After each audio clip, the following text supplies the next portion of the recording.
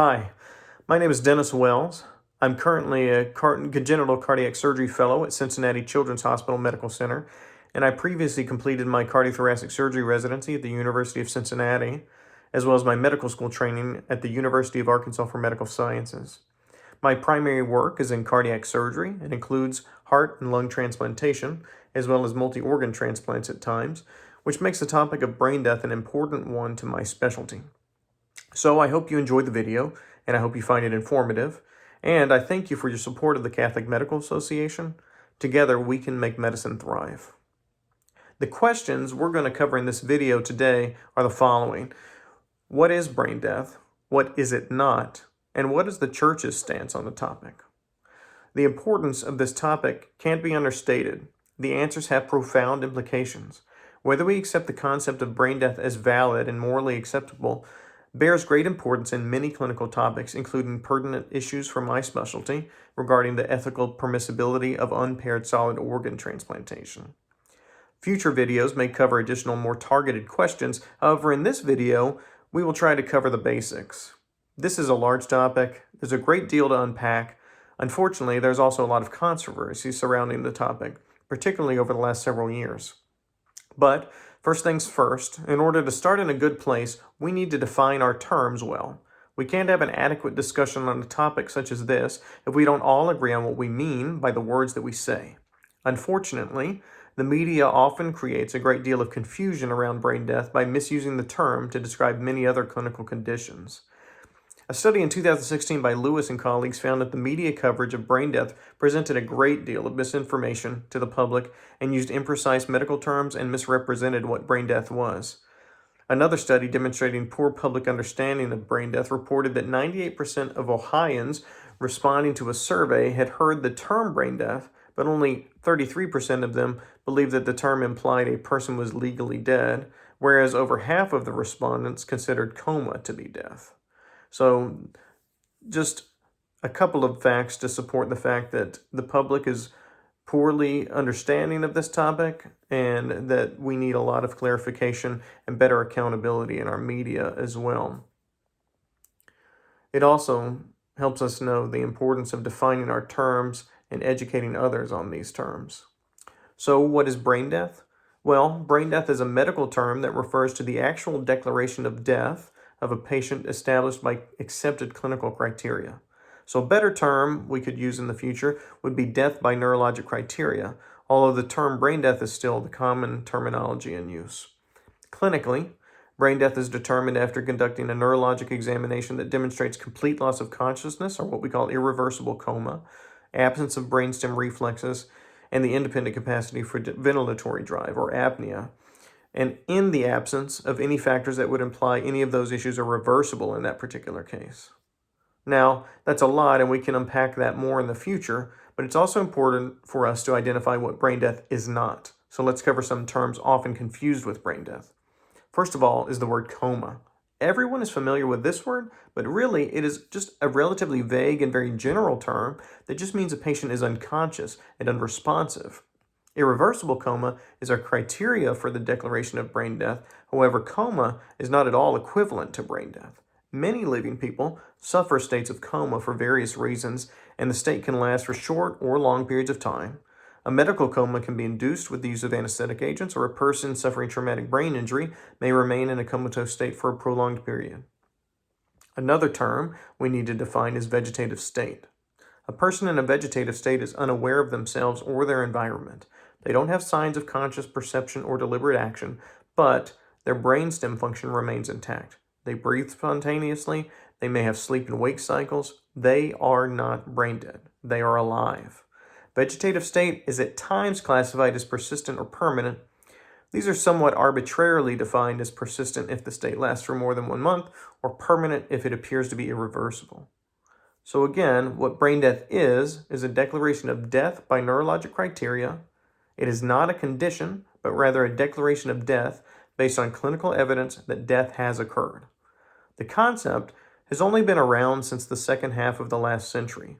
Historically, cardiorespiratory failure occurring either primarily or secondary to other trauma, such as devastating neurologic injury, was used to determine death. had occurred by medical criteria, and this evidence was used for the legal definitions of death.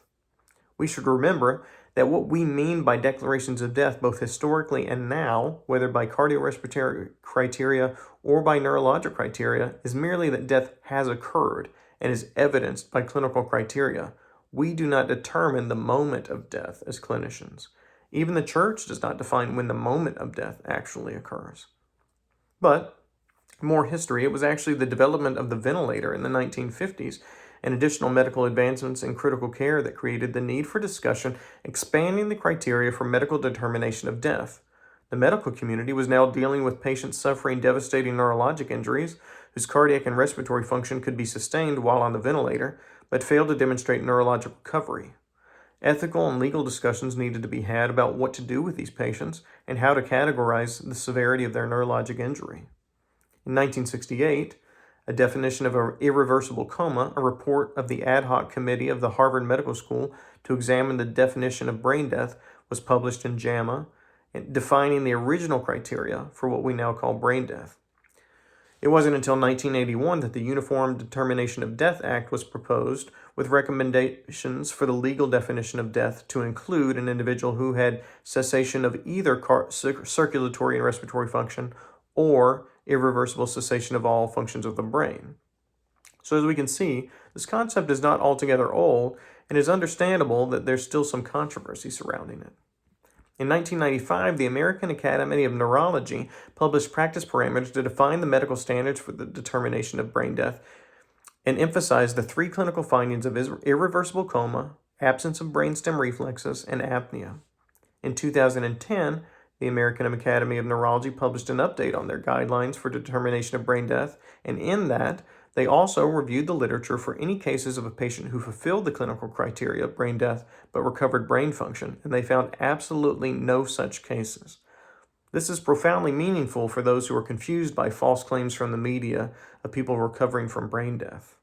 Again, in 2019, the American Academy of Neurology published again updated guidelines in which they also reaffirmed their findings of no documented cases of neurologic recovery in any patient declared dead by appropriately applied neurologic criteria.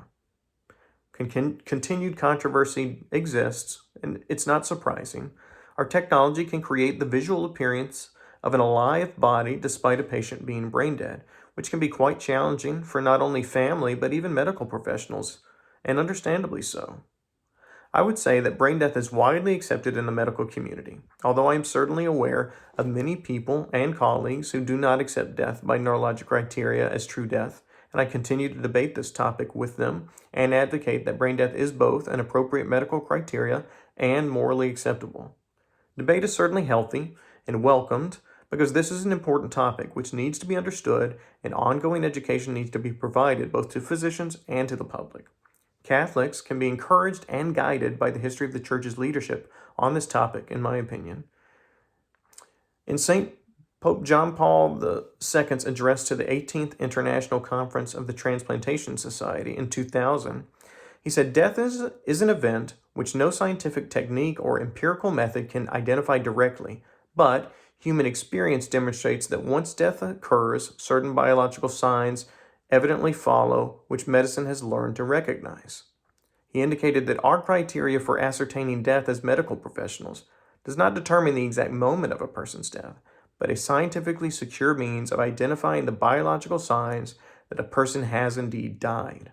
He said, with regard to ascertaining death either via brain death or cardiorespiratory signs, that the Church does not make the technical decisions, but determination of death by neurologic criteria, if rigorously applied, does not seem to conflict with sound anthropology, and that healthcare workers professionally responsible for ascertaining death can use these criteria in each individual case as a basis for arriving at that degree of assurance and ethical judgment which moral teaching describes as moral certainty.